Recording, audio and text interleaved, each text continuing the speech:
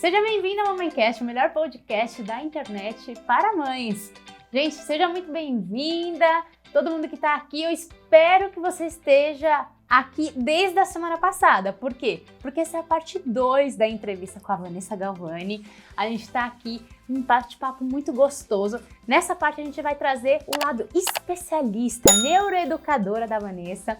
Então, se você não assistiu a parte 1 dessa entrevista, vai lá, pausa esse vídeo, vai lá conhecer a história dessa mulher, essa história da maternidade, do lado mulher da Vanessa. É muito, muito, muito importante a gente ouvir essas histórias para justamente criar essa rede de apoio. Então, faz o seguinte, vai lá assistir, se não deu like, se não curtiu, se não comentou, vai lá e faz esse seu trabalho e bora continuar a parte 2 dessa entrevista, que tá demais, eu tô amando. Vamos pra pergunta, né? Que eu terminei a entrevista deixando o pessoal curioso. E aí, justamente, a minha pergunta era a seguinte. Você falou, né, na entrevista anterior, na parte 1 dessa entrevista, que o choro, o mau comportamento, é como se fosse uma mensagem que a nossa criança tá querendo passar pra gente. E que muitas vezes a gente não sabe lidar, a gente não sabe o que fazer para acolher isso e o que isso representa, né? E você até trouxe o exemplo da sua filha, da sua primeira filha, que, poxa, ela chorava, ela dava um miadinho, você já ia lá e, não posso. Como é que é isso, né? Como que é a metodologia que você estuda, né? Estudou, você também trouxe como você conheceu hand in hand, né? Escrevendo, isso. Só para vocês saberem. Hand de mão, hand. Para quem quiser pesquisar por aí. Editor, põe aqui na legenda para o pessoal pesquisar. E essa metodologia, explica um pouco sobre essa metodologia, como é que funciona, qual que é a base por trás desse novo formato de educação, pode-se dizer assim, não sei. O hand in hand, ele a tradução melhor seria de mãos dadas. Mãos dadas. É isso, que a parentalidade, ela não acontece sozinha. E você sozinho não vai conseguir muito, né? Todo pai, toda mãe precisa ter uma mãe. Uma mãe é bom, né? Precisa ter uma mão. Precisa de uma mãe também. Uma mãe também, né? Precisa ter uma mão para você caminhar junto, para você saber que você tá ali, tem alguém com quem contar, né? Então, acho que essa é a ideia. E ele é um instituto sem fins lucrativos, lá do Vale do Silício, da Califórnia, existe quase 40 anos. Né? E ele começou baseado muito, né, nesse formato de entender como que a criança funciona, como que funciona o sistema emocional da criança, o que está acontecendo no cérebro da criança, para que, a partir disso, a gente possa fazer algo pela criança, tá? Porque os métodos que a gente usa hoje são métodos baseados, né, super ultrapassados, década de 60, né, e que eram usados para controle de animais, né? Então, você usar castigo, ameaça, reforço positivo, consequência, lógica, natural, seja lá qual que for, são ferramentas que eram usadas, né, pelo Skinner, muitos anos atrás, para controlar os ratos, controlar animais no laboratório. E aí, quando ele viu que tinha um efeito, né, quando você dava um queijo, o ratinho corria mais. Então, isso era uma recompensa. Ou quando você dava um choque e ele parava de ir no lugar que ele não queria que fosse. E o choque seria a punição, né, o castigo, bater, enfim. E aí ele trouxe esse conhecimento para a humanidade, para a sociedade, e principalmente lá nos Estados Unidos, isso virou uma forma de controle mesmo, comportamental, né? Então, é uma teoria behaviorista, comportamental, onde o foco é controlar o comportamento do ser humano. Então, eu falo para você que você vai ser o funcionário do mês, você vai ter a sua fotinho ali no quadro e você vai se esforçar mais para ter a fotinho no quadro. Então, isso é uma forma de recompensa.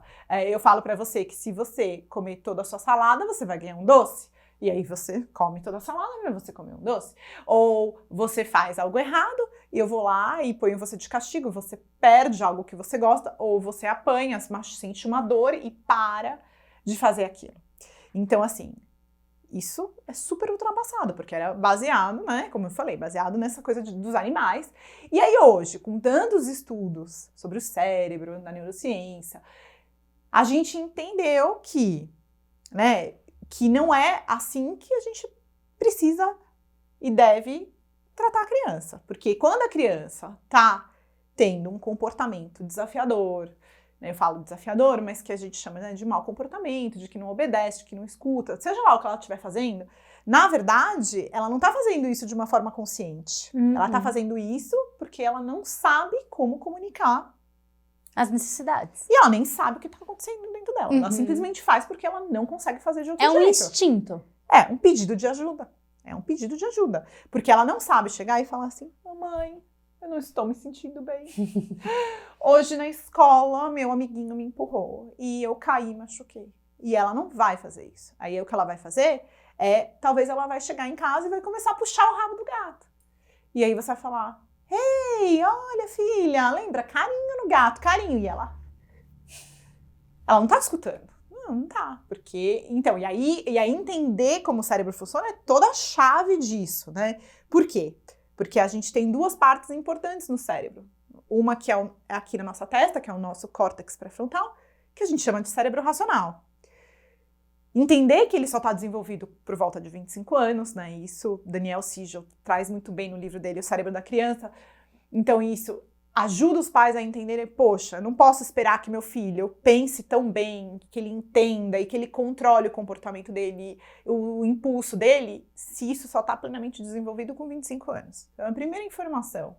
E aí a segunda informação é entender o papel do sistema límbico que fica aqui, né? Que é o nosso cérebro emocional. De que ele sente as emoções, ele sente a conexão, ele sente se essa pessoa, esse lugar é seguro ou não.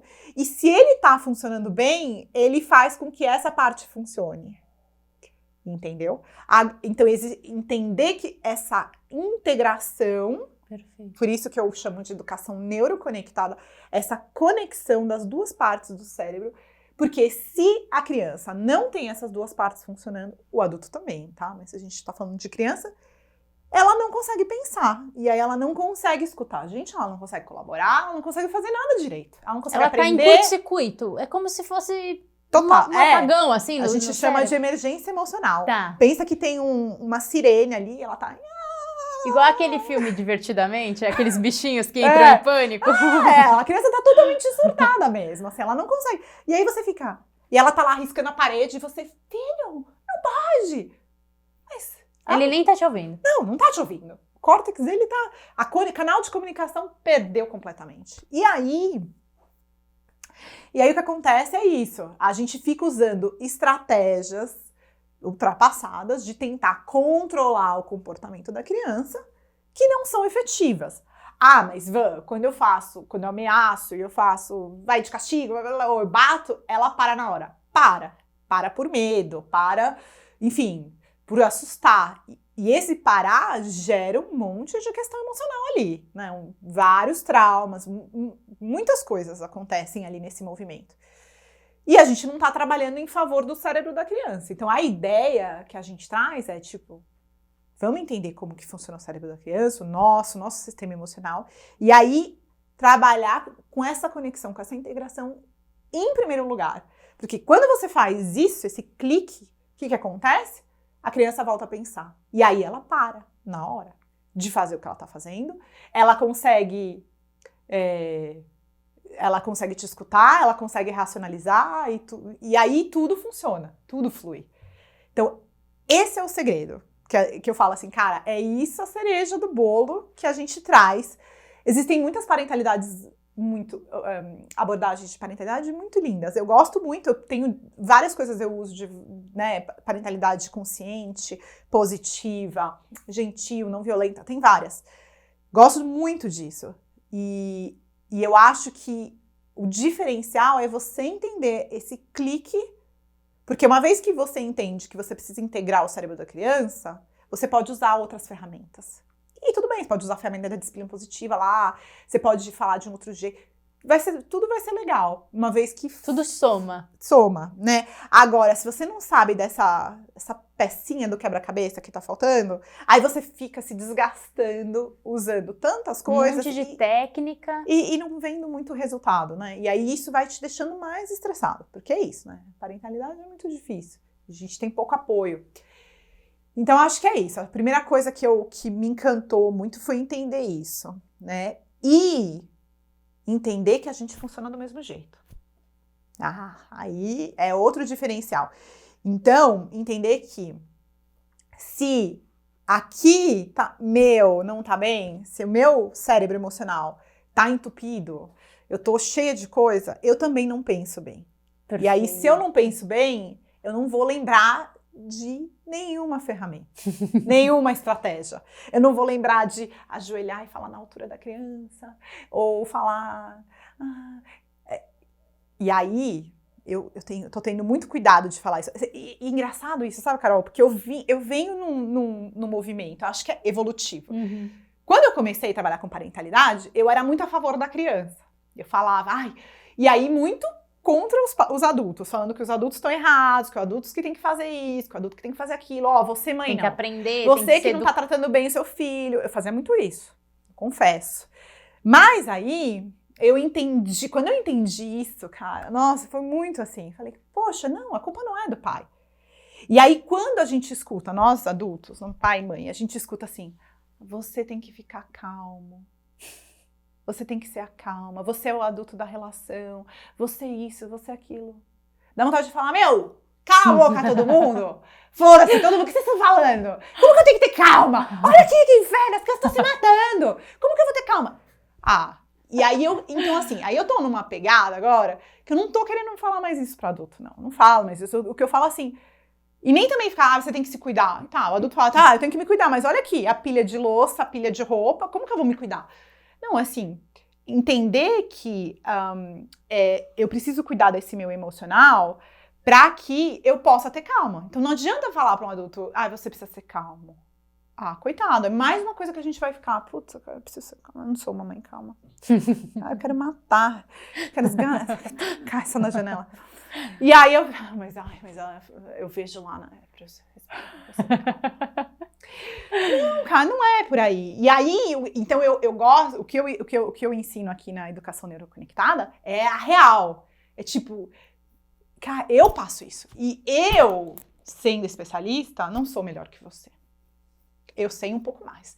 Mas eu também, ontem eu queria esganar a minha filha, cara. Na hora do jantar, tipo, ela não queria comer, começou a tacar arroz. Quase 3 anos, gente, tacando arroz no chão. E aí eu mandei mensagem pro meu marido, cadê você? Cadê você? Que eu vou me matar! Eu vou matar. Se você não chegar aqui em 10 minutos, eu não sei o que eu vou fazer. Gente, juro. E isso acontece. Era ontem na minha casa, 7 da noite. Não é diferente. Não é porque eu sou... Isso foi muito louco. Porque eu achava, porque eu era especialista, ia ser fácil. Que ser mãe ia ser... Isso. Pô, que eu estudei... anos de desenvolvimento infantil, eu sei todas as fases. Eu falava assim pro meu marido, eu tenho uma técnica infalível de fazer criança dormir. Aí ele, é qualquer? Eu falei, sacudir o bumbumzinho, não tem erro. Do filho dos outros. A minha, não deixava encostar a mão no bumbum dela, entendeu? Então assim, não, eu sabia tudo do desenvolvimento. Isso é fase tal, isso vai acontecer. O que eu não sabia é que isso aqui impactava nisso aqui. E que não adianta eu saber tudo isso aqui, eu não consigo lembrar de nada disso. Eu não consigo. Que aí dava curto-circuito.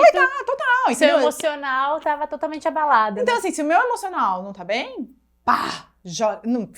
Eu sei que não é pra gritar com a criança. Eu sei todo o mal que faz.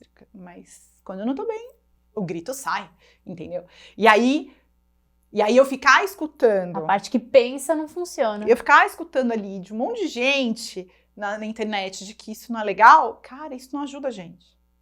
Não ajuda.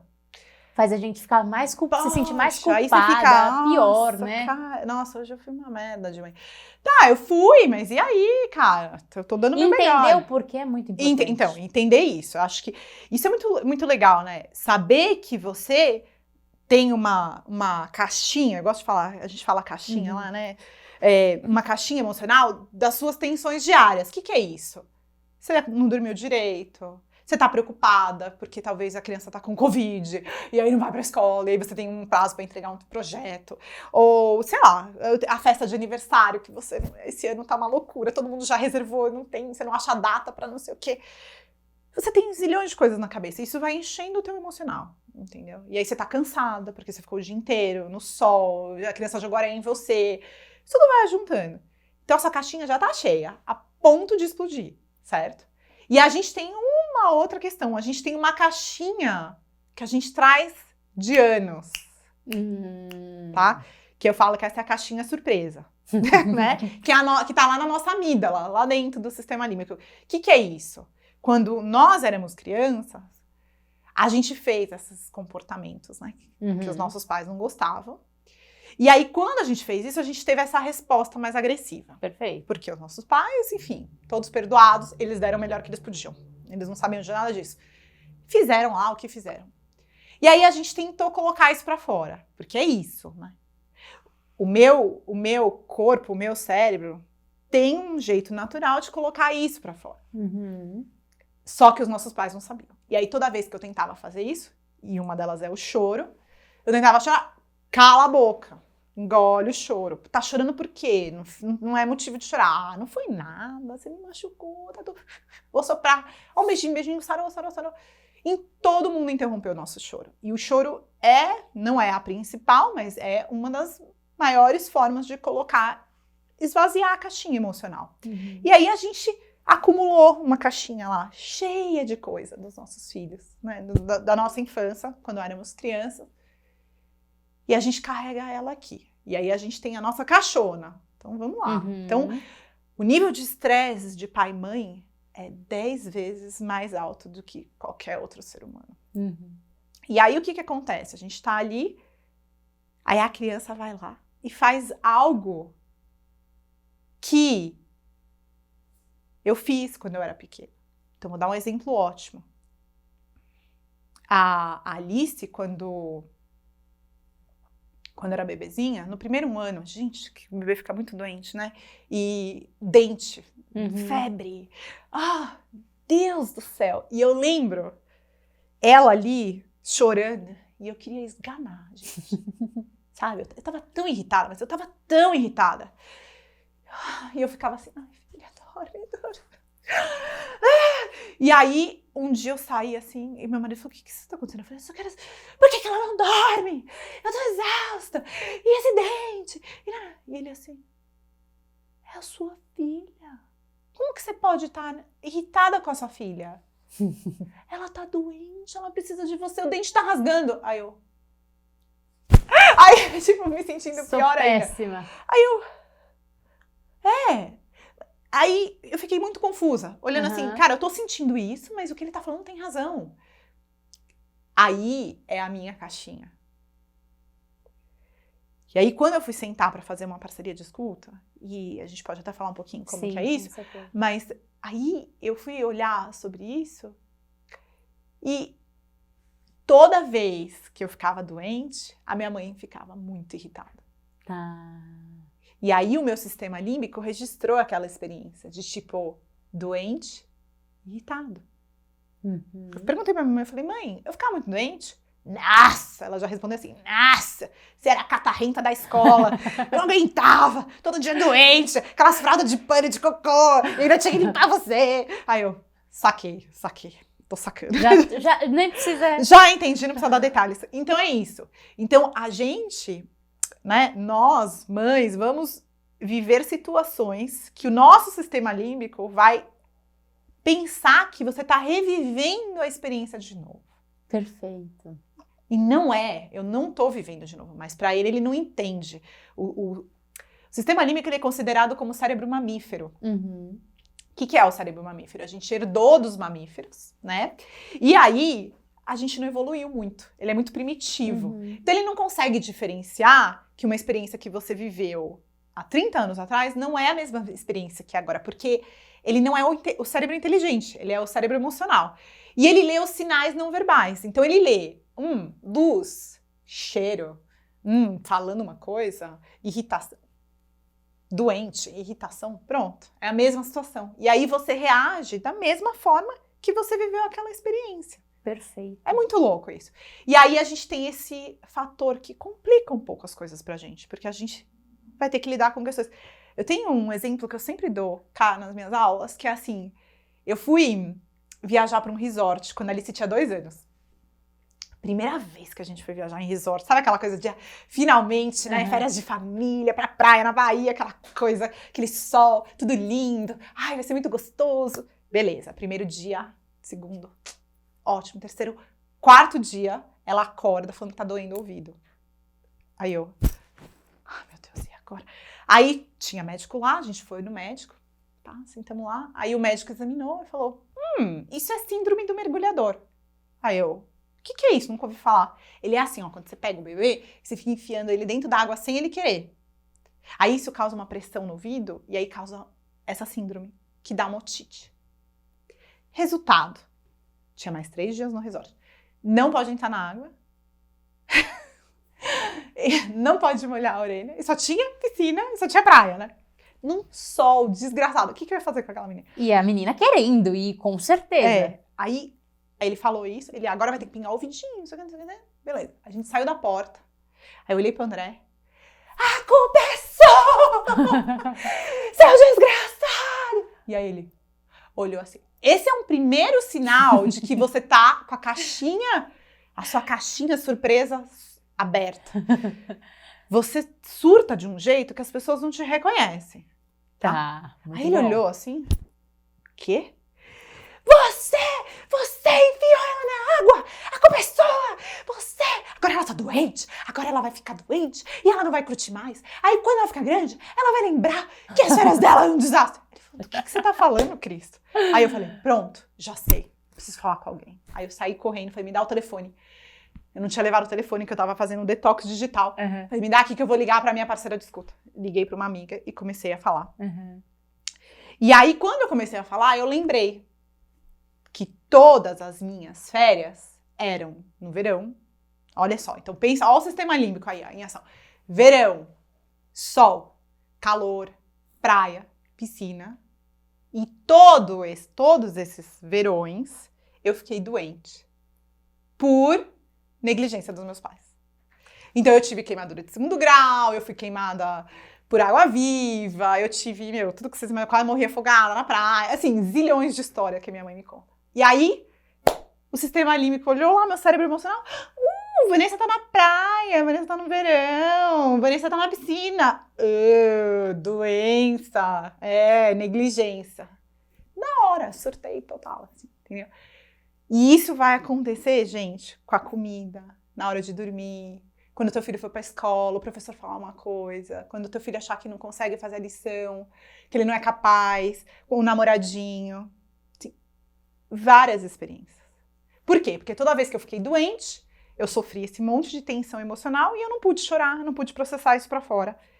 E aí, quando eu tô vivendo uma mesma experiência, no mesmo contexto, o meu cérebro não sabe que se passaram 30 anos, 30 e poucos anos, ele vai falar, aí, Vanessa, a chance de você colocar isso pra fora.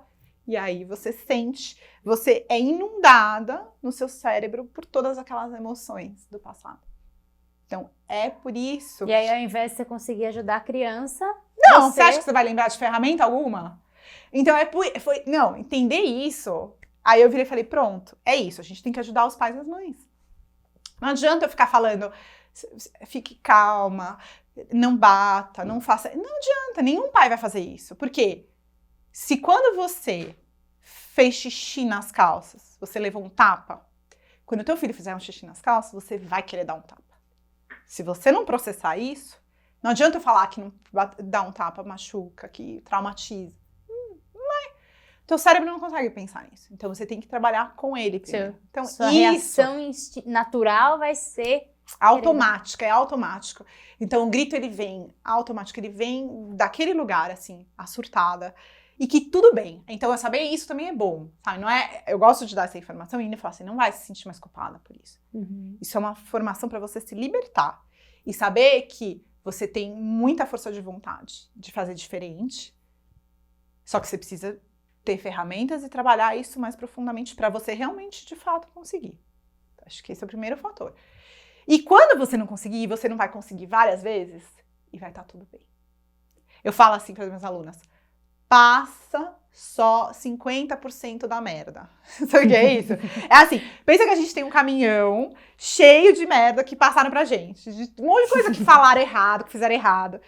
Não pensa que você vai fazer zero com o teu filho, trauma zero, que você não vai passar nada pra eles, que você não vai. É preciso 2 gerações pra quebrar o ciclo da violência. Então, você se curando, você passa 50% só. Então, se você ouviu 10 gritos por dia, você vai gritar 5 vezes por dia. E isso, cara, é ótimo. Acho que saber isso tira a culpa aí da gente, né? Ai, cara, hoje eu gritei, hoje eu fui ruim. Ai, foi difícil. Tudo bem. Você tá no processo. Os nossos pais, nem esse processo eles estavam. Eles não tinham essa informação, eles tinham zero apoio. E eles deram o melhor que eles podiam, e tudo bem. Não é culpar eles, é simplesmente pegar essa merda mesmo, limpar e falar, cara, não quero passar tudo isso. Vamos melhorar pra passar menos. Perfeito. Saber isso, sabe? Tipo, tirar esse peso e aí você vai falar, putz, vai ser mais leve. Tô fazendo mais leve. Tendo o apoio que eu mereço, que eu preciso. Aceitar isso, buscar isso pra conseguir fazer diferente. Show. E a partir de quantos meses, quantos anos a criança ela tá pronta para discernir as informações, tipo assim, para entender o que você tá falando? Porque quando é bebezinho, a minha sensação é que ela não entendia nada. Mas agora ela só tem 1 ano e 4, a minha filha. E parece que ela já entende tudo. Mas eu sei que ela, enfim, eu justamente quero entender. Ela realmente entende o quanto que ela já consegue colaborar ou não? Porque a partir de quantos anos é uma luta que a gente precisa... porque é aquilo, às vezes a gente tá querendo ensinar alguma coisa pra criança e ela não está pronta pra aprender. Claro. E aí a gente fica numa frustração, numa ansiedade, numa expectativa, principalmente nós pais que estamos nessa nova geração de querer fazer melhor, de querer passar só 50% da merda. E às vezes a criança ela simplesmente não está pronta, ou está e a gente não está sabendo a melhor forma de conduzir. Dá uma noção geral, assim, pra gente de idade, assim, eu acho assim, média. Então, a gente tem que alinhar realmente as nossas expectativas com o desenvolvimento infantil. Não adianta, eu estava até dando uma palestra ontem, e eu falei isso, não adianta você esperar que uma criança menos de 3 anos tenha boas maneiras. Tipo, isso ela não é capaz de fazer. Aceita que dói menos, tá? Então, assim, mas quer dizer que o seu filho, a sua filha, vai comer com a boca, né, com a mão, e vai fazer... Até 4 anos vai, tá? Aí depois disso, vai ser diferente. Então, saber isso, você tem que ter a informação. Por quê? Porque aí você abaixa a tua expectativa. Esperar que uma criança de 2 anos vai ficar comendo sentada, não vai. Então, a criança, ela come andando, se movimentando, do mesmo jeito que o adulto come falando. Até 4 anos. Então, você esperar que a criança coma quieta, sentada, sem fazer nada, não vai acontecer. Aí você vai ficar se frustrando, você vai ficar irritado. Então, assim, aí, saber isso já... Então, assim, primeiro passo, ter informação do desenvolvimento infantil. Perfeito. O que é esperado por cada fase etária. Sabendo que existem níveis, né? Também não fica preso na caixinha, porque, poxa... Tem criança que se desenvolve... Muito rápido, eu falei, a Amanda falou com 9, cara, isso não é... 9 meses não é padrão, né? Não é, não fica esperando isso. E aí tem vários fatores também, ordem de nascimento, segundo, terceira, é muito mais agilizado, né? E aí, então, primeiro saber o que é esperado. Então, você tá lá com um filho de 1 ano e meio, o que é esperado nessa fase? Isso aí tem aplicativo, de zilhões de coisas que você pode ver e falar o que é esperado nessa fase etária, na faixa etária. E aí, com isso, você alinha o que é possível, entendeu? Então, foi o que eu fiz. Então, a gente começou a fazer a introdução alimentar da Alice e deixava ela comer onde ela quisesse. Eu abri mão de ter casa limpa e de que ela comesse sentada, contanto que ela comesse. Essa era a minha batalha. E aí ela comia do jeito que ela queria. Comia sentada, às vezes comia pelada, comia em pé na mesa. Gente, não me importava. Aí as pessoas olhavam assim, minha sogra olhava assim. Oh! Mas aí você tem que ensinar ela que tem que comer sentada. Eu falei, vai chegar essa hora. Ainda não é esse momento. Aí, esperou. Hoje ela tem 6 anos, ela não derruba comida, ela come bonitinho com os talheres, ela não mastiga de boca aberta. Gente, tá tudo bem. Entendeu? Então, assim, primeira coisa que você tem que fazer é alinhar, entender qual é a idade do seu filho, o que é esperado, o que ele é capaz naquele momento. Bom. Viu isso? Pronto. Aí você cria uma expectativa real do que é possível. Porque aí você esperar que uma criança coopere, uma criança de 2 anos guarde brinquedo, não vai guardar, entendeu? Perfeito. Ela não tem capacidade. Você pode fazer uma coisa lúdica, brincar, começar a introduzir, mas não espere, isso não é a função dela agora. Que ela vai levantar e pegar os brinquedinhos. Que nem a gente sabe que criança, você vai ter que limpar o bumbum de criança aí até uns 6 anos. Então, assim, você querer uma criança de 3 anos limpar o bumbum sozinha, não vai limpar, vai ficar tudo sujo. Então espera, entendeu? Vai ter esse momento. Então, eu acho que isso é uma coisa muito importante. Aí, depois disso, entender que se a criança tá se é uma habilidade que ela já consegue e ela não quer fazer, ou ela não, sei lá, tá lá causando, que isso possivelmente é um motivo emocional.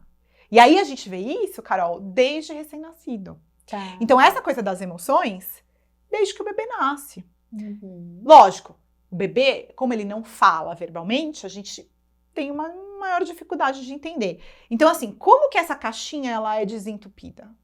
Então, o nosso corpo tem um jeito de liberar as tensões emocionais. Principalmente chorando, né? Fazendo um ataque de birra, o famoso ataque de birra, que a gente detesta, mas que é muito bom. O ataque de birra, o choro, ataque de raiva, tremer, transpirar e a risada. A risada também é uma forma. Cada uma desses 5 liberam tensões emocionais diferentes. Então, a risada, ela libera tensões emocionais mais leves, tá? O ataque de birra, ele libera frustração, indignação, senso de injustiça. Então, quando a gente fica assim, a gente tem aquele nosso... Adulto também, criança também. Quando a criança sente um medo, o medo sai muito pelo suor e pelo tremer. Se você vê quando você tá com medo de se apresentar na frente do público, as tuas pernas tremem, ou você acabou de ver um assalto e você fica tremendo. O nosso corpo reage com esse tremor. E o choro, propriamente dito, as lágrimas, elas curam muito luto, perda, né? Tristeza, uma dor, tristeza. E uma dor física. Pô, criança tem dor física o tempo todo. Por isso que a criança chora tanto. Você tá entendendo? Ela cai e machuca. Pra ela aprender a andar, ela cai 100 vezes, 1000 vezes se precisar. A criança cai muito. Consegue, derruba e se machuca e prende a mão. Ela não tem habilidade ainda. Então, o choro ajuda a liberar as toxinas que são produzidas quando ela sente dor também, né? Estresse e tudo mais. Então, o corpo libera dessa forma. E aí, a gente precisa entender que quando a criança tá com essa caixinha cheia, ela tá sinalizando pra gente que ela não tá bem, entendeu? Que ela precisa limpar, colocar isso pra fora. A gente chama isso de cocô emocional. Você já ouviu falando isso? Já.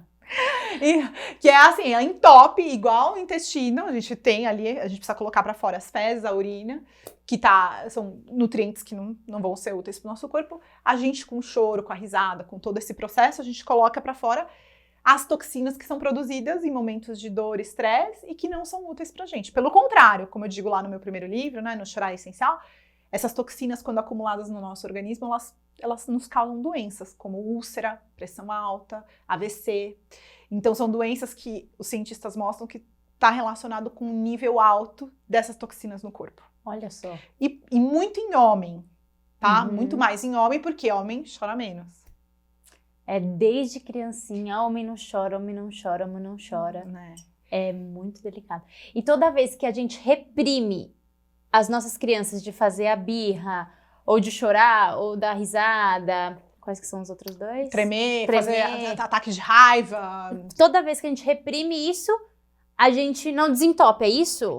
Isso vai ficando lá naquela caixinha mais profunda, entendeu? A caixinha surpresa do adulto. Do futuro, entendeu? Então, por isso que a gente fala que a gente pode prevenir traumas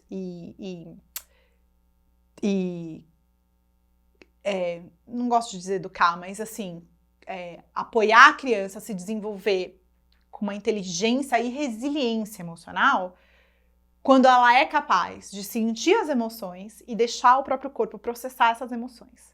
E não reprimir isso, porque é diferente. Então, existe aí essa... como que fala isso? Uma... linha tênue? Isso, uma sutileza no sentido de que educação emocional, para muitos, é entendido como uma autorregulação emocional. Perfeito. Ou seja, Eu estou com raiva, aí eu controlo a minha raiva. Pronto. Isso é inteligência emocional.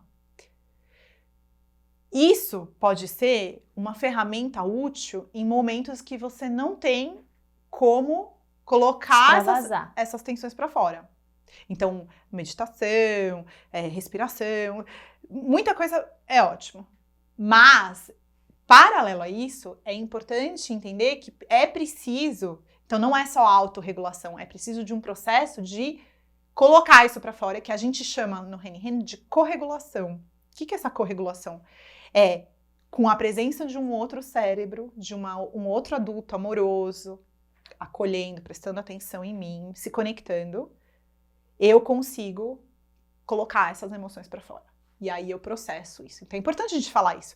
Quando eu falei que eu não deixava a Alice chorar, é porque quando bebê, porque eu tinha lido que o bebê chorando sozinho produzia cortisol, que é um hormônio do estresse, e que isso era muito prejudicial para o desenvolvimento neurológico. E é verdade, tá? E aí o que a gente está falando é que a criança, ela pode chorar, sim, mas com um adulto junto. Com um adulto junto, ela não produz cortisol, ela libera cortisol. Essa é a diferença. Então, por exemplo, tem algumas pessoas que ensinam treinamento de sono, não sei se você já ouviu falar, né? Que deixar a criança chorando, chorando, aí ela aprende a dormir sozinha. Esses treinamentos produzem cortisol e a criança gera um trauma na experiência de dormir, na experiência de separação. O que a gente ensina é o contrário. Em que a criança, quando precisa chorar, não vou fazer ela chorar, ela precisa chorar, eu vou simplesmente ficar com ela e permitir que ela chore, sem distrair, sem tentar explicar, racionalizar, sem justificar, sem querer consertar, sem nada, simplesmente com a minha presença ali, né? E aí esse processo todo, que não é um processo bonito, gente, ele não vai, eu tava falando ontem na palestra, a gente queria que a criança sentasse aqui e chorasse. Não é, ela vai se jogar, ela vai cair catarro, ela vai babar, ela vai falar que te odeia. É uma coisa meio intensa, uma explosão emocional, mas uma vez que acaba isso, aí a criança é outra. Ela tá com a caixinha vazia, ela integra, conecta e ela volta a pensar. Aí ela aprende, você vê. Os cientistas falam que o cérebro aumenta de tamanho, expande a potência neurológica e a criança aprende mais rápido. Então, se uma criança estava aprendendo a andar, ela caiu várias vezes, frustrou, um monte de dor física, entupiu. Aí ela faz aquela birra. Chora, esvaziou. Aí integra o cérebro.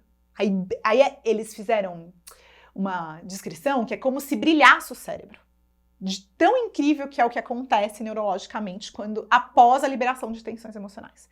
Aí essa criança vai e ela consegue ficar em pé e dar um passinho. Eu tô falando num aprendizado grande, mas às vezes é no 2 mais 2, que são 4. Às vezes, eu tava vendo a Alice essa semana, depois que ela chorou, ela aprendeu a fazer uma posição super difícil na aula de circo, que ela tá fazendo. Às vezes são coisas sutis, mas a criança aprende a fazer algo novo. Falar uma palavra nova, fazer uma conexão nova, falar uma sentença que ela não falava antes. Tudo isso depois que o cérebro tá integrado, entendeu? Então, a gente fala que ajudar a criança a processar as emoções, a se sentir conectada, a gente está construindo a inteligência dela. Perfeito. Literalmente. Física. Então a gente paga cursos caríssimos, escola cara, tudo que a gente puder pra gente comprar livro, tudo que a gente acredita que vai ajudar a criança a ficar inteligente. E na verdade, esse apoio emocional é um dos maiores fatores que vai ajudar a criança a ficar inteligente. Olha só. Então isso é muito legal. E isso é uma coisa nova aqui no Brasil, mas que lá nos Estados Unidos já tem 2 gerações já. Caramba! Tanto que a fundadora do Henry Hand, ela educou os filhos assim e os netos assim. Então já tem 2 gerações que já foram educar, que já cresceram e que já passaram por todo esse processo. Então assim, fica tranquilo, teu filho não vai fazer birra desse jeito pra vida inteira. Vai fazer birra sim, porque birra não é uma fase, a birra é uma forma de liberar frustração, indignação, enfim, tudo isso que eu falei, mas a birra vai ficando diferente, né? Ela fica mais a nossa surtada. Né? A gente, até que eu gostaria de vocês me jogar no chão assim também, espernear, eu não acho que faz um pouco de bem. Mas assim, não é, então um dos medos que as mães têm quando elas falam comigo, mas se eu deixar os meus filhos liberarem as emoções assim, Aí eles vão crescer e vão fazer isso no escritório. Eu falei, não vai, fica tranquila. Não vai, ao invés disso, ele provavelmente vai pegar o telefone e vai ligar pra você. E vai falar, eu tô puto com esse meu chefe, porque ele me cortou de novo, ele nunca escuta as minhas ideias. É isso que ele vai fazer. Ele não vai virar na frente do chefe e ficar,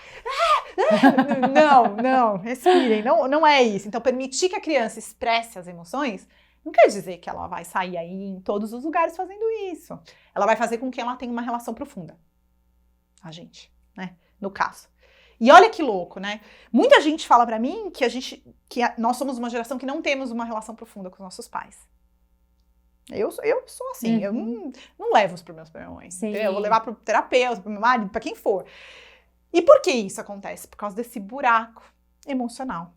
Porque quando eu trouxe as grandes questões pra eles não estavam disponíveis, eles não sabiam, eles não fizeram. Então, o meu senso, né, de conexão e de segurança não acontece com eles, entendeu?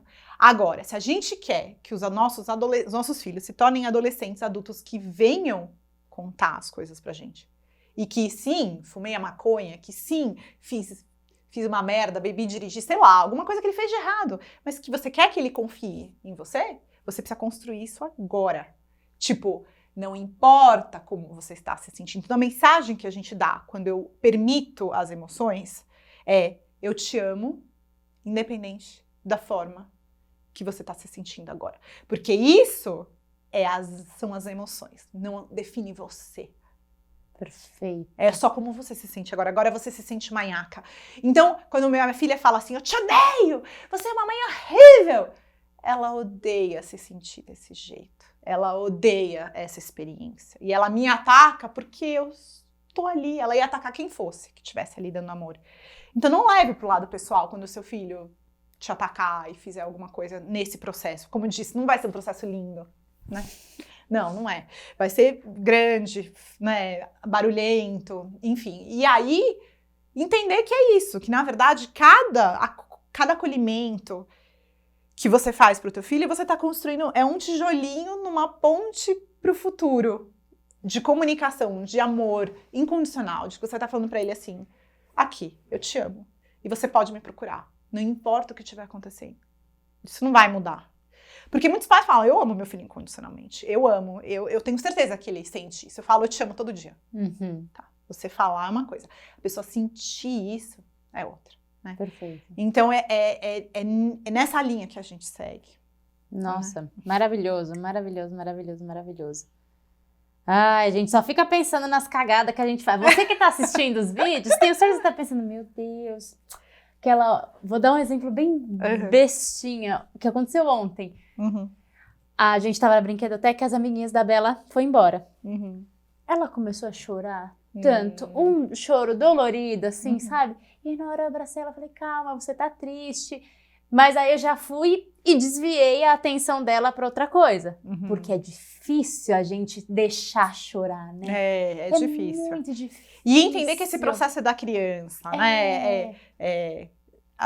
Por quê? Porque o nosso papel quando a gente se torna pai e mãe, a gente entende que o nosso papel é ensinar, é corrigir, é ajudar. E aí, com essa grande emoção, a gente fica de mãos atadas, porque, né, como assim, não vou falar nada, não vou fazer nada, assim, não vai vou ficar ajudar a passar, parece que eu tava ajudando ela a passar mais rápido. É essa sensação que a gente pensa, sim, mas na verdade você tá distraindo do processo, e aí isso que impacta no comportamento da criança, porque quanto mais tensão ela tem acumulada, mais difícil ela fica, e ela fica daquele jeito, assim, nossa, e aí você...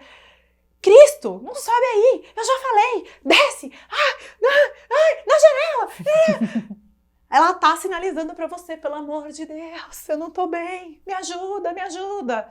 E às vezes a ajuda é você chegar e colocar um limite. Sim, não tô dizendo que é permissivo, né? É chegar, colocar um limite, e aí com o seu limite ela vai explodir. Mas eu queria o chocolate agora. Eu sei, né? Agora não é hora do chocolate. O limite, eu falo que é um limite amoroso, com amor, com carinho. Você não precisa... Não, já falei pra você. E aí, ela explode, e tudo bem. Você sabe que o processo é natural e que tá tudo bem. Nossa, é muito libertador saber isso, gente. Cara, te tira de um lugar de ter que tentar ficar resolvendo as coisas, que a gente fica muito tempo, né? Ai, o que eu preciso fazer? Será que é isso? Será que eu faço aquilo? Isso dá muito com briga de irmão, hein? Elas começam lá... Não, ontem, esse exemplo é ótimo, né? Mas esse é o exemplo de conexão, né? Acho que eu não contei da brincadeira terapêutica, eu contei do outro, né? Mas elas estavam brigando lá ontem. Aí a Amanda começou a jogar arroz na lista, aí eu falei aqui no começo, aí eu mandei mensagem pro meu marido, vem logo, chega, eu tô aqui no limite. Aí eu lembrei, assim, não é sempre que... Lembra, quando a gente tá entupido, a gente não consegue pensar. Você não tava tão entupida aí, eu não tava tão entupida, mas aí eu lembrei, eu falei, já sei. Aqui, ó, vou ensinar uma brincadeira terapêutica que vai estar no livro novo, que é tudo que você tá sentindo, você vai falar em ópera. E aí eu virei assim, meu Deus do céu, eu acho que eu vou esganar alguém hoje. Ai, Alice, você para de falar assim com a mamãe. E aí elas pararam na hora e morreram de dar risada. Aí eu, Amanda, por favor, não joga mais arroz no chão. Eu não aguento chuva de arroz. E aí elas choraram de dar risada. E aí quando eu fiz isso, eu me senti um pouco mais calma, porque a vontade que eu tinha era de esganar as duas. E aí eu fiquei assim, a Alice chorou de dar risada e falou, mamãe, faz isso de novo, mamãe, isso foi muito legal. Aí eu falei assim, dá um minutinho aqui, deixa eu respirar, porque eu tava morrendo de dar risada. E foi ótimo. No final, a Amanda comeu, a Alice parou de ficar infernizando a Amanda e foi incrível. Elas conseguiram voltar, né, pro centro. Isso. Mas por que isso funcionou? Porque eu dei conexão, tá? E aí isso é assim, quando a caixinha não tá tão entupida, a criança começa a fazer os comportamentos, é porque ela tá desconectada. Entendeu? E aí ela começa a fazer aquelas coisas assim, sinalizar um pedido de ajuda emocional, mas que não é necessariamente chorar, não é isso. Então eu coloquei o limite ali, eu falei, gente, não, arroz não, mas não resolveu, né? E aí nessa hora você precisa conectar, integrar o cérebro. Você integra o cérebro, a criança volta a pensar. Aí ela lembrou, jogar arroz não pode, vai sujar a cozinha. Fazer isso com a irmã não é legal. Então pra criança voltar a pensar, ela precisa primeiro se sentir conectada. Né? E aí, às vezes você dá a conexão e aí imediatamente ela chora, porque é isso, aí ela sente a conexão, ela se sente segura e aí transborda as emoções. Por isso que a gente tem várias ferramentas, né? Não é, sim, se a criança já tá chorando, você vai acolher, se você colocou um limite, a criança chorou, sim, é tudo isso que você tem que fazer mesmo. Mas às vezes, na maioria das vezes, a resposta é com a conexão. Perfeito. Né? E aí, é muito diferente, né, Carol, porque a gente não fez nada disso. Então, como assim? Meus filhos estão brigando e eu vou cantar em ópera. Nunca. A gente nem sabe que isso é uma possibilidade. Exato, imagina. E pra isso você vai saber no novo livro da Havan, mas calma que daqui a pouco a gente já vai falar deles. Agora eu quero que você fale um pouquinho sobre essa questão que você está falando muito sobre parceria de escuta. Vamos falar. Explica um pouco como é que funciona a parceria de escuta e a diferença da terapia. Tá. Porque você fala muito nas redes sociais, eu já até meio que sei, mas para o pessoal que tá assistindo. Então, como eu falei, assim, eu tô nesse processo emocional, assim, aceitei isso na maternidade, que eu, assim, definitivamente eu quero ser uma mãe melhor do que minha mãe foi, eu acho que esse é um pouco o nosso papel, né? A gente precisa evoluir. Então, eu venho nesses processos terapêuticos há muitos anos, mesmo antes de ser mãe, né? Já fiz tudo que vocês imaginarem, tudo, terapia holística, tudo. Terapia tradicional, e gosto muito, eu acho que tudo soma. Entendeu? Não tem, isso é o melhor. É várias coisas, e você vai sentir o que você pessoalmente vai ter um resultado melhor, né? E aí, quando eu conheci o Hand in Hand e entendi toda essa questão, esse processo que eu expliquei para vocês, que esse processo dessa caixinha que explode da nossa infância, ele tem um termo técnico, científico, que é reestimulação cerebral. Então, é uma experiência cerebral, emocional que você teve, que ela é reestimulada e aí ela volta como uma experiência real. Então, esse processo de reestimulação, ele acontece nos pais, né? A maioria da gente, pessoas que convivem com crianças, não é exclusivo de pai e mãe. Então, às vezes, o avô pode sentir isso. sabe? Às vezes tem uns relatos desse. Então é normal, as pessoas que convivam com a criança. A gente muito mais porque a gente convive muito mais, né?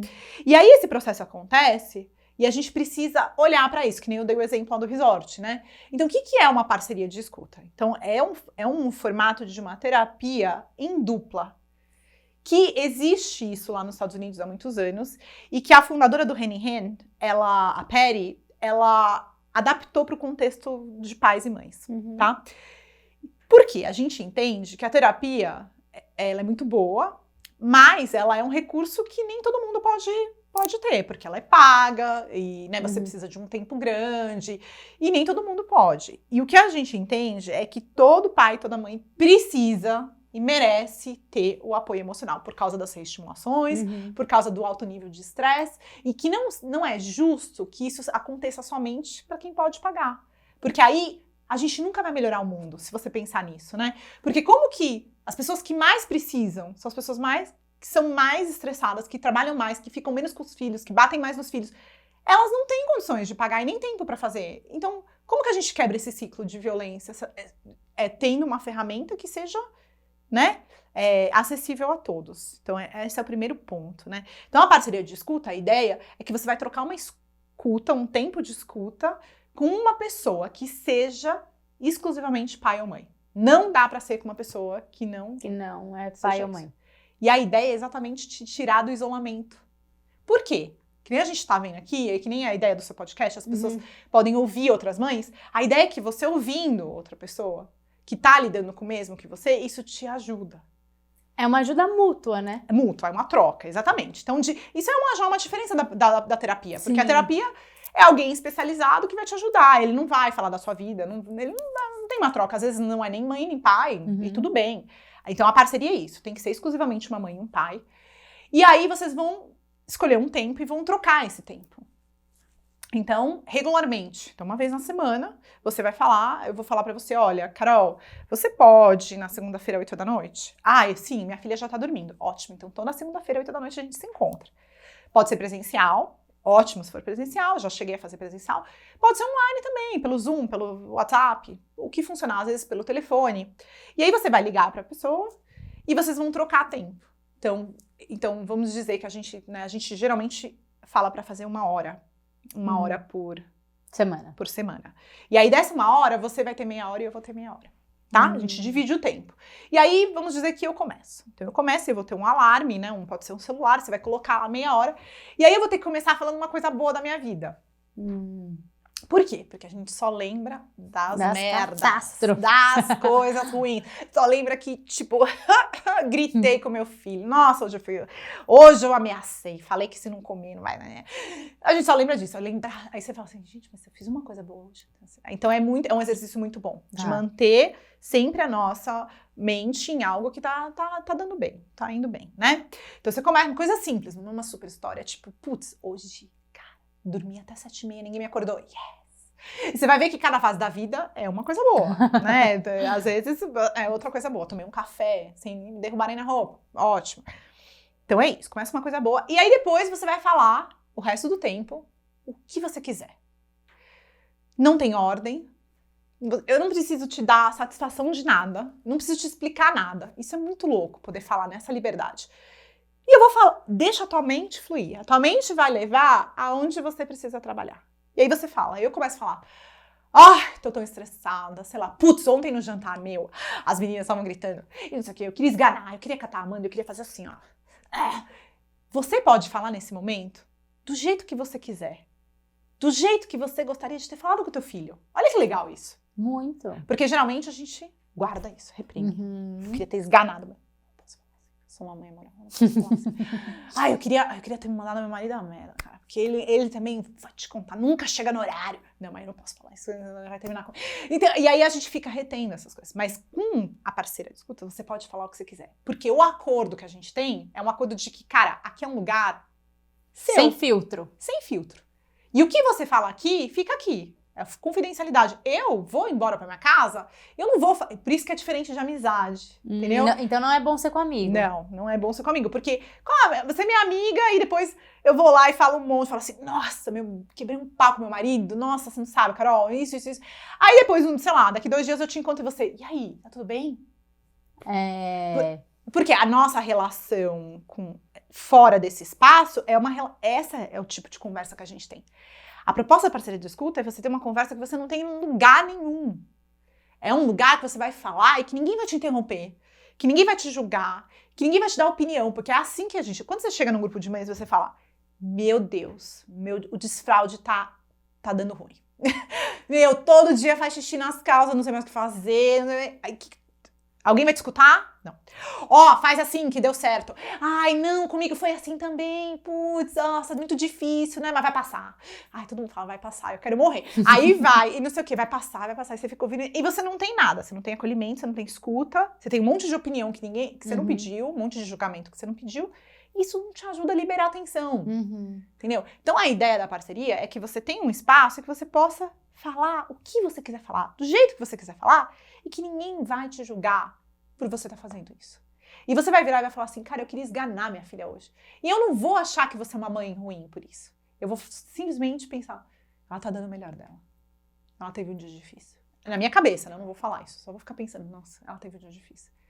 Não vou julgar você por ser uma mãe boa ou ruim, porque você deu tela e você deu hambúrguer, McDonald's. Não, cara, o meu acordo com você é simplesmente de te apoiar. Perfeito. Porque eu sei que você vai ser uma mãe melhor com isso. E eu vou ser uma mãe melhor também quando eu tiver o meu tempo. E aí a gente troca. Então você fala o que você quiser. E aí a pessoa que tá só ouvindo, ela não tem que falar nada pra você. Ela só vai te ouvir. Só te ouvir. Mas assim, não é ouvir também pensando na morte da bezerra. É ouvir com presença mesmo. E quando você sentir os seus julgamentos vindo na tua cabeça, porque eles vão vir. A gente tá condicionado a isso, né? A gente tá numa sociedade que julga muito. Quando ela, né, minha parceira fala assim, nossa, eu fiz isso, eu vou lá, nossa, coitada desse menino. Aí você pensa, nossa, a mãe tá dando o melhor que ela pode. Tipo, no começo você tem que se treinar muito nisso. Legal. Né? E aí você faz isso, acabou o seu tempo. Aí quando acabar o tempo, a gente tem que fazer obrigatoriamente uma pergunta lógica. Por quê? As tensões emocionais estão aqui. A gente precisa chamar ela pra integrar, pra ela voltar a pensar, pra ela conseguir te escutar. Senão ela não consegue te escutar, ela vai ficar ali, ó, pensando que ela quer matar marido, que o filho tá fazendo isso pra provocar ela. Então, e como que é essa pergunta lógica? É uma pergunta tipo stop. Lembra que a gente brincava? Tipo, fale 3 animais com a letra A. Fale 3 países. E aí você pensa, tem que ser simples, nada muito difícil, não é prova, tá? E aí você pensa numa coisa, você fala uma coisa boba, e aí pronto, aí troca. Aí é a sua vez, eu faço o mesmo por você. Acabou, você agradece, fala, tá bom, a gente se vê na segunda-feira. Essa é a única relação que eu tenho com você. Você não precisa me chamar pra festa de aniversário, eu não sou tua amiga. Se eu esbarrar com você no mercado, a gente se cumprimenta, mas é isso, entendeu? Eu te apoio e você me apoia. Depois que você faz isso, eu juro, testem. As pessoas têm muita resistência de testar isso. Por N motivos, né? Por quê? Porque nunca ninguém me acolheu minhas emoções. De repente eu vou ir lá e vou colocar essas emoções pra fora. Entendeu? Mas depois que você faz isso, você volta a outra pra criança. Você volta assim com uma paciência. Oi, filha. Mamãe tava com uma saudade. Ai, te amo tanto, amor. Vem cá. É outro nível de zen, né? Então é isso que eu falo. Não adianta falar pra mãe ficar calma. Como que ela fica calma? É isso. Então, assim, a minha sugestão é testem. Eu sei que é difícil. Ai, mas nossa, muito estranho falar com alguém que eu nunca vi na minha vida, contar meus piores, meus podres. Confia em mim, ela vai... Quando você faz isso, o sistema límbico dela vai entender que você é uma pessoa confiável. Então, isso é uma diferença da terapia. Não que o terapeuta não seja confiável, mas é que, às vezes, como ele não fala da vida dele, o teu cérebro não relaxa no nível que relaxa com uma pessoa que se abre com você. Você sabe disso. Por que com os amigos você consegue se abrir mais, com outras pessoas não? Exatamente por isso. Porque se há a troca... Tem a troca. Então é mais rico. Então é isso. Aí ela conta as coisas dela e beleza. E aí você vai criando um vínculo muito forte com essa parceira de escuta. Não precisa ser mulher com mulher, pode ser com homem também. Eu já fiz com homem, é muito legal. Você ouvir o que tá acontecendo na cabeça de um pai. Nossa! Umas coisas que você não tem noção que ele tá pensando naquilo, né? Que passa na cabeça do homem isso. E aí você faz essa troca e acabou. E aí você vai estar bem, zen, por uma semana. É muito incrível, assim. Com paciência, você vai querer brincar, você vai querer fazer outras coisas. E aí é um espaço também para você olhar para suas reestimulações, entendeu? Então, não só para o seu caos diário, que a gente tem que olhar e falar, mas, tipo, cara, toda vez que meu filho faz isso me irrita. Tem alguma coisa aí. Deixa eu pensar, como que foi na minha infância? Fala da sua infância. Fala de como que foi o seu nascimento, como que seus pais te educaram. Seus pais brincavam com você? Seus pais, né? O que acontecia? O que teus pais faziam que você não gostava? Falar sobre isso. Então, isso tudo... A parceria de escuta ela é baseada num livro muito incrível do Daniel Siegel, que é esse neurocientista super famoso, que escreveu O Cérebro da Criança e tal. E é um livro que não tem em português, que chama Parenting from the Inside Out, que é parentalidade de dentro para fora. E ele fala como que funcionam esses fluxos cerebrais. Então, o que acontece dentro do cérebro e por que a gente precisa falar sobre as nossas experiências. Falar. Ressignificar isso. Ele fala só falar, ele sugere que talvez você escreva, mas a gente entende que precisa da conexão do outro cérebro, a corregulação. Então a gente acha que só escrever não te leva num nível que você vai ter se você realmente ter a presença do outro ali com você. Então é isso, a minha sugestão é teste, gente, porque isso é... E é isso, pra mim é o que mais funciona. Eu faço só isso? Não, eu faço outras coisinhas também, mas 80% do meu trabalho emocional é nisso. E é o que me ajuda a não surtar tanto. Então, Perfeito. Eu surto, eu grito sim, vocês viram. Mas ontem eu consegui pensar ontem, porque na quinta eu tinha feito uma parceria. Então, ontem eu não tava... E ontem foi um dia super estressado pra mim. Mas, mesmo assim, eu consegui lembrar de uma coisa engraçada, consegui conectar com elas. E aí, as coisas foram mais suaves, entendeu? Perfeito. Então, é isso. A gente precisa criar pensar assim, eu preciso cuidar do meu tanque, que nem eu falei lá na outra, né, no outro papo. A gente precisa cuidar do nosso tanque para que a gente possa estar bem para as crianças. Né? Maravilha! Eu acho que isso toda pessoa... E não tem a desculpa de que, eu não tenho dinheiro, é caro, Não, a minha dica é, pegue alguém que você foi com a cara. Sabe aquela mãe lá na escola que você acha que é parecida com você? Não vai pegar alguém que faz completamente diferente de você. Se você não bate, não põe de castigo, vai pegar uma mãe que bate, põe de castigo, você não vai conseguir escutar ela, você vai ficar irritada de escutar ela. Pega alguém que você vê que tá na mesma vibe que a sua, que gosta ali do parquinho, você fala, eu escutei a Vanessa lá falando sobre isso, uma coisa diferente, vamos testar, ela disse que é mó legal, quero testar. Vamos só fazer um teste? Combina, testa pra ver como que é. Perfeito. É a melhor forma de achar alguém assim... E com amiga, não funciona. Familiar, parceiro, não funciona. Mas, então... Lembra quando eu contei que eu falei pro André que eu tava super irritada? Ele não conseguiu me escutar. Ele falou assim, como assim você tá irritada com a nossa filha? Você tem que amar a nossa filha. Eu falei, mas eu só tô irritada. Não quer dizer que eu não amo, entendeu? E é isso, eu só estou sentindo isso. Não quer dizer... Isso, a emoção não me define. A emoção não me define. Perfeito. Videomaker concordou com tudo isso. Bom, e aí agora eu quero... saber um pouco mais, porque assim, a gente sabe que castigo, que bater, que ameaçar, que fazer uma recompensa, você já explicou que isso é muito ruim. Que foi uma forma que nós fomos criados e que essa é a bagagem que a gente traz, por isso que é tão importante a gente estudar, por isso que é tão importante a gente ir atrás, porque não é uma coisa que a gente traz de bagagem, né? É uma educação completamente nova. A gente precisa aprender, literalmente, uma nova forma de educar. Mas, assim, por que não funciona, mas traz o trauma? É isso. Porque eu queria que você explicasse pra gente, porque a gente escuta, né? Eu fiz isso e você não morreu. Eu fiz isso e tá ali e tá bem. Tem que fazer uma terapia, mas seu filho também vai ter que fazer terapia. A gente escuta muito o julgamento social. E, enfim, eu sinto, como mãe, muitas vezes que eu falo, beleza, eu não devo agir dessa forma. Mas por quê? Você consegue explicar de uma forma simples? Bem... Ele funciona, a gente não pode falar que não funciona, porque na hora que você faz, a criança para o comportamento. Então assim, na verdade, ele funciona. Agora, a gente tem que saber qual é a consequência disso. Perfeito. Então, quando a gente não entende a necessidade da integração do cérebro, e usa dessas estratégias, a gente consegue o que a gente precisa da criança, mas aí, essa experiência para a criança gera mais tensões emocionais, às vezes trauma. Não é todo mundo, não. Tem gente que fala, realmente, eu apanhei e tá tudo bem. Sim, mas tem muitas tensões emocionais. E ela pode ter dificuldade com várias questões que nem a pessoa tá consciente ainda. Por exemplo, uma dificuldade de falar não pras pessoas. Nossa! Muita gente não tem. Uma dificuldade de pedir ajuda. Então, assim, o trauma tá nesses subníveis. Ele não tá, claro, assim, nossa, Eu falo, o meu foi totalmente traumatizado. Super. Eu me traumatizei total, apanhei, com tudo que...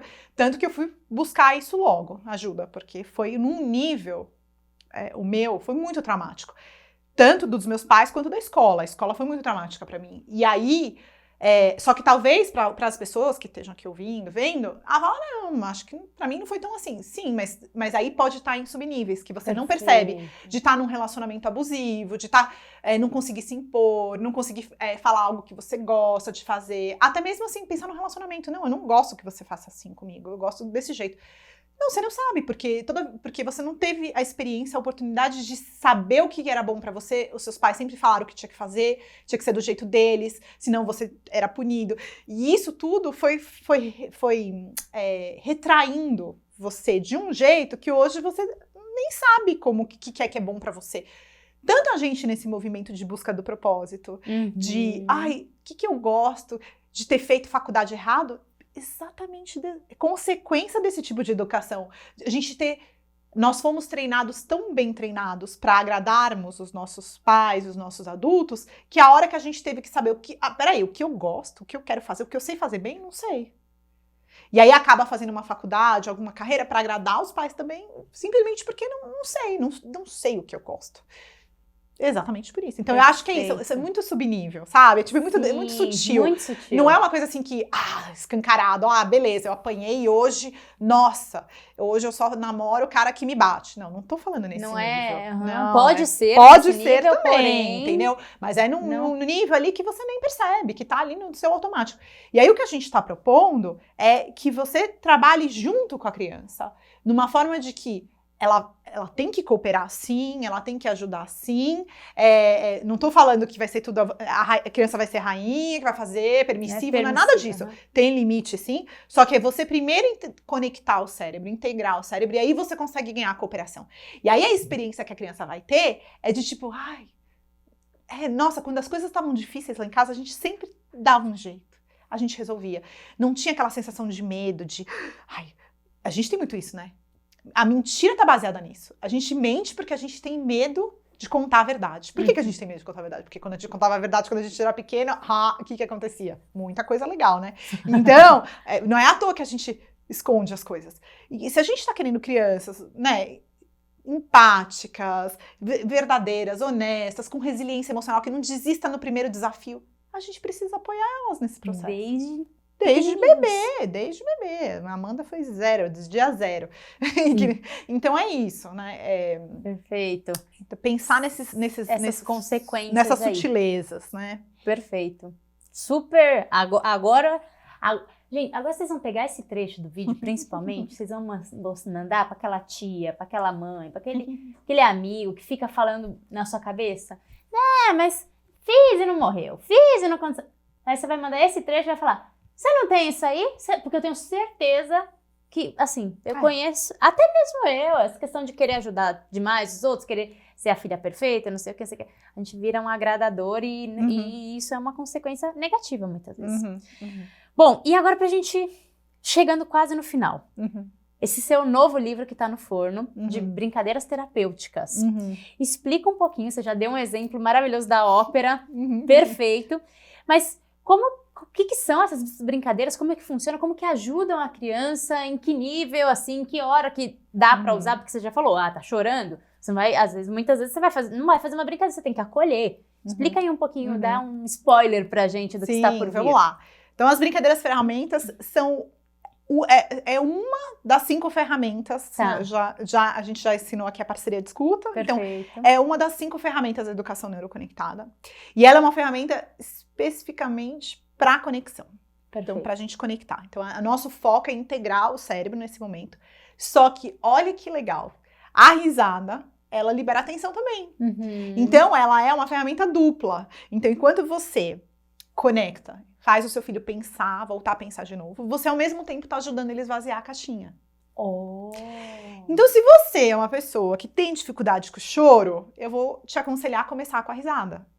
Muito bom. Mas a risada vai substituir o choro? Não, não vai. Lembra que eu falei? O choro mais trabalha, leve, né? O choro mas a risada já ajuda. Se a criança tá com a caixinha cheia, ela esvazia um pouquinho. Uhum. Já fica melhor, mais cooperativa, mais de boa, brinca legal com as crianças e tal.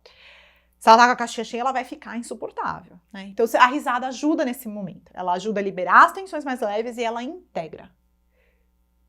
E aí conecta a gente com a criança. A gente libera a atenção. Então, como eu contei o exemplo de ontem. A hora que eu fiquei cantando em obra, eu dei risada, eu dei uma relaxada, eu consegui lidar com as coisas de uma forma melhor. Então, a ideia é isso, né?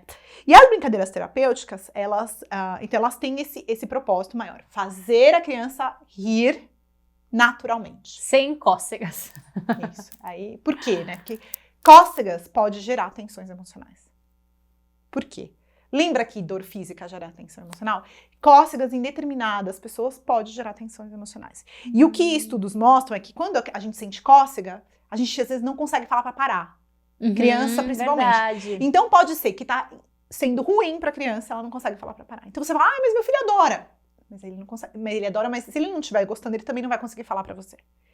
E aí, o que vai acontecer? Gera tensão, então assim, não vai estar ajudando. Você vai estar enchendo a caixinha ao invés de estar esvaziando. Então, a gente fala, sem cócegas. Mas meu filho adora. Você vai achar formas de fazer o seu filho rir sem cócegas. Então, a ideia é essa, rir naturalmente. E aí, a gente tem algumas categorias dessas brincadeiras que eu vou ensinar lá no livro, né? Que são 4 categorias, em que você vai poder trabalhar questões específicas emocionais da criança. Por exemplo, meu filho não se adapta na escola, não quer ficar na escola, não quer ir pra escola de jeito nenhum. Eu não posso sair de perto do meu filho é um grude, não fica com o pai. Todo esse aí, trabalhar a ansiedade de separação. Então, dá pra trabalhar por tópicos. Criança que não tá brigando com os irmãos, então tem específico brincadeiras terapêuticas para briga entre irmãos. Para criança que,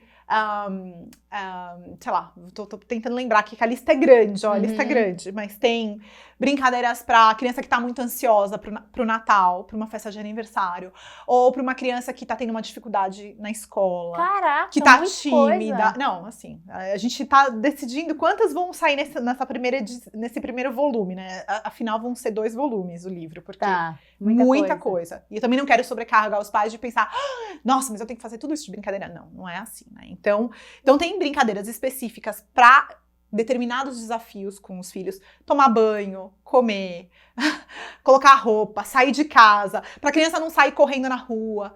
Tudo que vocês imaginarem, assim, eu tentei, eu vou fazendo e vou vendo com as crianças, assim, eu falo, acabei de inventar mais uma aqui. E você que inventa? Assim, a maioria não, né? A maioria é do nosso. Então, assim, a gente tem um arquivo grande no Hand in Hand e a gente também tem 2 grandes mentores que são PhDs especialistas em. Lá em inglês chama Play Therapy, que é brincadeira. Terapia por brincar. Tá. Terapia por brincar. E eles também criaram várias, então tem vários livros, assim, eu fiquei 1 ano imersa nesse assunto. Estudando, lendo livros e pegando em tudo quanto é lugar. Então, assim, tem bastante coisa. E aí, assim, eu vou ensinar a inventar algumas brincadeiras. Legal. E vou dar várias ideias de brincadeiras. E nessas ideias que eu vou dar, muitas minhas e muitas do Hand in Hand e desses outros autores. Então, tem bastante coisa. Algumas você fala, isso eu já faço. Porque, naturalmente, a gente já tá imerso na sociedade. Uma brincadeira para trabalhar a ansiedade de separação é esconde-esconde. O bebê faz isso. Por quê? Porque quando eu escondo e eu encontro, eu tô trabalhando essa questão de se separar do outro. Então, essa é uma clássica. Não vai estar lá, eu vou dar umas mais legais, tá? Essas clássicas a gente já sabe, mas só para vocês terem uma ideia. Então, essas brincadeiras terapêuticas, elas ajudam a trabalhar questões específicas, emocionais da criança. Então, se a criança mudou de país, tá com medo, tá com uma questão, não quer tomar banho sozinha, não quer dormir no quarto sozinha. Então, questões específicas, questões de traumas que aconteceram com ela, injeção, vai precisar ir numa cirurgia. Aí você já pode trabalhar antes para não traumatizar. Olha que legal. Então, assim, você pode curar o trauma, prevenir o trauma e ajudar a liberar a tensão no processo também. Então, vai ter bastante coisa. E uma das coisas, dos benefícios da brincadeira terapêutica, de uma das categorias, é garantir o toque físico. Olha que legal isso. Eu não sabia disso até estudar isso, né? Que a criança, ser humano tem uma necessidade de toque físico. Por isso que a pandemia foi tão difícil, sabe? Por quê? Porque a gente precisa encostar no outro, sentir o outro. E aí, a criança, depois que ela tem 3 anos, o toque nosso nela diminui. Por quê? Ela não fica tanto no colo, ela começa a tomar banho sozinha, os cuidados ficam menores, e ela consegue ficar mais independente. E aí, até os 12 anos de idade, diminui. Muito. A gente mal consegue. Quando você encosta no teu filho, quando você abraça ele de vez em quando, às vezes quando ele ainda dorme com você, mas depois de 7, 8 anos não quer dormir mais. E aí, só que ainda ele precisa do toque físico, pro apego seguro. E várias questões que eu vou estar falando lá na parte da ciência, lá no livro, tudo. E aí, o que acontece? Esses toques, eles vão acabando. E uma das categorias, que é a brincadeira corporal, é uma forma de você tocar. Garantir. Além de rir, então não é só tocar, tem que rir e tocar, entendeu? Conectar, liberar atenção e tocar. E aí, quando a criança sente o toque, você vai garantindo isso. E aí tem estudos que mostram que uma criança que recebeu o toque físico dos pais até 12 anos de idade, com crianças que não tiveram isso, essas crianças até 12 anos iniciaram sexualmente mais tarde. Olha! E tiveram menos procura para álcools e drogas e menos gravidez indesejada, né? Óbvio. E por que isso? Porque é isso. Se eu tenho a minha necessidade suprida pelos meus pais, eu não tenho a necessidade precoce de buscar isso em outras pessoas. Olha, quem que não quer fazer isso pelos filhos? Quem não quer? Então, as brincadeiras corporais é uma forma de você garantir isso. E aí tem várias coisas também que a gente fala de o quanto esse tipo de brincadeira terapêutica ajuda crianças com autismo e TDAH, e você pode até prevenir TDAH no seu filho, se você garantir fazer essas brincadeiras com frequência. Então, assim, vários estudos. Eu tô tentando não ficar muito acadêmica, como eu fiquei no do chorar, porque eu acho que o chorar é bem profundo. Tô querendo que seja mais leve, mais divertido, um livro mais fino, assim, pra você ler rapidinho. Você fala, mão na obra, vamos fazer, quero fazer isso que a Vanessa falou, quero brincar, quero fazer todo mundo rir. E aí, então assim, aí o livro vai um pouco nessa parte, né? A primeira parte eu explico como que fala a conexão, como fazer essa conexão cerebral, a importância da conexão, como que faz a integração do cérebro. Perfeito. E como que são essas categorias, essas brincadeiras, como que você dá exemplo das brincadeiras, como que você pode inventar suas brincadeiras. E aí a segunda parte do livro, a gente vai por tópicos. Por tópicos. E aí vamos falar brincadeiras para dormir, brincadeiras para competitividade, brincadeiras para irmãos, brincadeiras para e vai separando os temáticos. Vai ser um manual, você vai abrir assim. Adorei. E vai ter imagem. Algumas brincadeiras vão ter ilustração para você ver como que faz, porque algumas corporais a gente precisa entender como que é. E aí a terceira parte do livro, que é a parte mais profunda, é a parte de por que é tão difícil a gente brincar com as crianças. Porque você vai ver toda a teoria, você vai falar, nossa, eu preciso brincar mesmo, é muito importante, eu preciso fazer isso, eu vou construir a inteligência do meu filho, eu vou ajudar ele, né, com essa coisa do toque, ótimo. Mas aí você chega na realidade, aí você não quer, tá? Você não quer, você acha muito chato. E eu tive nesse lugar, tá bom? Eu posso falar pra você que eu fui a pessoa mais brincante que alguém já conheceu na vida. Eu, fiz teatro, eu era toda engraçada. Eu rolava no chão com as crianças, E aí alguém me perguntava, por que você quer ter filho? Porque eu quero brincar. E adivinha? Tô com as minhas 2 filhas em casa e eu não quero brincar. Não quero. Isso aconteceu comigo, né? 1 ano atrás. E aí eu falei, gente, mas o que tá acontecendo? Eu não quero brincar, e eu não quero fazer nada, não quero. E aí é a nossa história, de novo, a nossa caixinha que volta à tona. E aí eu vou falar sobre isso. Eu vou estar ensinando, parceria de escuta lá no livro, mas eu vou dar um guia de como trabalhar especificamente essa questão do brincar na parceria. Perfeito. Então, que perguntas que você tem que fazer para você mesmo, o que você tem que pensar, que ações, que plano que você pode criar. E vou compartilhar toda a minha trajetória desse 1 ano. Como que foi esse meu processo de me reencontrar com esse eu brincante. Porque, assim, todos nós sabemos brincar. Todos nós brincamos. O ser humano, ele é construído para brincar. Nós somos mamíferos construídos para brincar. E brincar traz o melhor da gente. Traz criatividade, traz risada, libera atenção, conexão. Ele é a melhor ferramenta. Mas ela pode ser muito difícil porque em um momento da vida a gente entendeu que brincar é uma coisa de criança. Que não é, né? Adulto que é levado a sério não brinca.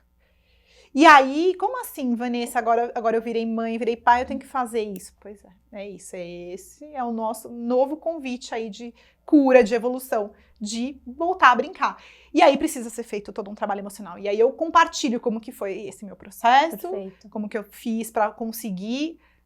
Tô fazendo, não é um processo definitivo. Eu fiz a maior parte nesse último ano, mas ainda tô com planos aí pro ano que vem também de coisas que eu quero fazer. Simplesmente de brincar mais. E não só com criança, com adulto, como eu falei, né, na nossa outra conversa. Dos estudos que eu vi é que os casais que brincam, eles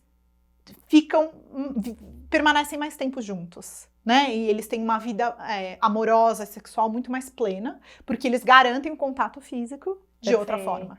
Então, uma das coisas que eu falei pro meu marido é que a gente vai criar um grupo, né? Eu vou fazer isso agora com o lançamento do livro, vamos criar um grupo de brincadeiras online, só para adulto. E aí a gente vai se encontrar, né, uma vez por semana e todo mundo vai brincar na sua casa, as duplas, entendeu? E vai ser super legal. Não, vai ser muito legal. E aí a gente vai brincar, vai ter brincadeiras propostas de toque e tudo, para dar risada, liberar atenção. Então, meia hora na semana, um encontro marcado comigo para brincar, adultos. E ao fazer isso, a gente relaxa, libera atenção, conecta com outro adulto, melhora o nosso relacionamento com ele e a gente fica melhor também para brincar com as crianças. Então, a ideia do livro é bem profunda, assim, é dar um repertório grande para você, porque é difícil a gente ter ideia para umas brincadeiras, entender a importância disso, mas principalmente segurar na mão e falar, vem cá, vamos lá, olhar para isso, porque todo mundo... Eu tive nesse lugar, então, assim, é normal, todos nós vamos passar por isso, assim, vamos ter desafios em brincar com os nossos filhos em algum momento da vida deles, né, dessa infância, da primeira ou da segunda infância. Então, maravilha. Essa é a ideia. Então, ansiosa, assim, muito ansiosa pelo livro, pelas brincadeiras, por tudo. E agora, pra gente finalizar, que conselho, difícil, né? Depois dessa aula, incrível, mas que conselho a Vanessa, mulher, mãe especialista, porque é um combo só, daria para mães, futuras mães, se você pudesse estampar no outdoor, assim, um conselho, o que você falaria? Olha, de tudo que eu falei, eu falaria... Faça parceria de escuta. Sabe por quê? E eu falo muito isso para minhas alunas, Carol, porque tudo isso que eu falei, toda a teoria, todos os livros que você lê, cursos que você fizer, tudo isso vai ser muito bom. Mas se você não tiver apoio emocional, você vai conseguir colocar isso em prática. Então, assim, você merece isso. Toda mãe merece ter um apoio emocional. Você merece alguém que te dê algo que você não teve a vida inteira. Que te dê um amor, conexão, que te escuta. Independente do que você tá sentindo. Você precisa disso. Por você, cara. Então, assim, eu falo pro meu marido, eu não faço isso pelas crianças, não, eu faço por mim. E por você, e pela família. Porque esse momento... Então, assim, às vezes você acha que tirar uma hora da sua semana, você não tem tempo pra isso. E que, não, eu preciso fazer outras coisas. Não, mas uma coisa que ele entendeu e a gente construiu isso juntos é que isso é benéfico pra família inteira. Eu ter esse uma hora, e ele garantir, ele que fica com as crianças, eu ter essa uma hora é bom pra ele, é bom pras crianças, é bom pra mim, é bom pra todo mundo. Entendeu? Então, pra mim é um diferencial, divisor de águas, assim, como eu falei, eu faço outras coisas, eu gosto. Eu tenho alunas que fazem terapia e fazem parceria. Não acho que uma coisa anula a outra. Se você é bom pra você, se você gosta, faz. Mas assim, tenha um lugar que você possa simplesmente sentir. E se você quiser chorar, você possa chorar. E se você quiser gritar de raiva, que você tá com raiva do seu filho hoje, que você tá com raiva da sua sogra que falou não sei o quê. Que você pode fazer isso sem ninguém te julgar, como todo mundo julga a gente. Um lugar assim, livre, cara, assim, pensa, livre de... que você possa ser realmente você mesma. Que a gente nunca, né? A gente tá muito contendo as nossas coisas. Sim. Eu acho que é isso que faz a diferença. Eu falo assim, nada, né? Não posso falar assim, eu tenho muito conhecimento, mas assim, o que me faz ser um pouco melhor é isso. E isso tá para todo mundo, isso tudo disponível para todo mundo. Então, você pode ter o que eu tenho, a relação que eu tenho, se você se priorizar nisso, né? Porque a calma, ela só vem, a paciência, a atitude brincante, ela só vem se você tá bem, se a tua caixinha tá vazia. Se a tua caixinha tá cheia, você não acessa isso. Então, assim, se prioriza, coloca isso como prioridade na sua vida, testa. É desconfortável, é estranho, ninguém ouviu a gente sempre chorou sozinha. É muito estranho chorar com alguém ouvindo a gente. E tá tudo bem, entendeu? Uma vez que você chorar com essa pessoa também vai se sentir confortável de chorar com você. E teste, às vezes leva tempo, não vai ser em 1, 2 sessões. Eu falo, faz um test drive, um namoro aí, 3 meses, combina com alguém e fala, vamos testar 3 meses? Testa, vai. Às vezes não clica com uma pessoa, então encontra uma pessoa que você vai ter uma sintonia boa, né? Porque isso é importante, assim, eu faço com gente do mundo inteiro, né? Faço inglês a maioria do tempo. E pessoal lá do Reino em Reino. E aí, às vezes, eu faço como que eu falo, nossa, eu não consigo entender o que ela fala, aí não dá. O sotaque. Tem que ser como alguém que você sente esse clique, assim, que você fala, eu gostei dessa pessoa, vai ser legal. E pode ir mudando? Pode. Assim, a nossa vida muda, né? Eu tive uma parceira 2 anos, foi muito legal. E aí mudou, ela podia fazer à noite, eu tava trabalhando à noite, porque eu faço os grupos de manhã à noite e tal.